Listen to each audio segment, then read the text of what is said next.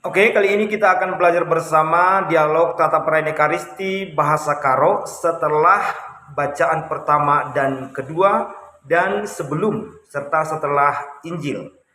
Ketika pembaca pertama dan kedua selesai membaca, maka mereka menyanyikan dialog ini. Kata Tuhan, jawaban umat, bujur mandi bata.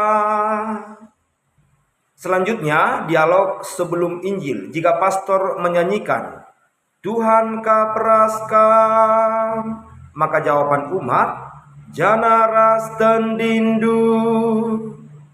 Ogeni bas Injil si badianari rikutkan Matius. Maka jawaban umat, kemuliaan man bandu o Tuhan.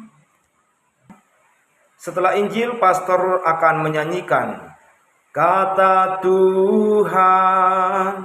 Maka jawaban umat, pujin man bandu o Kristus.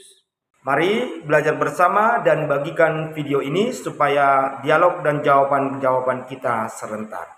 Bujur melala.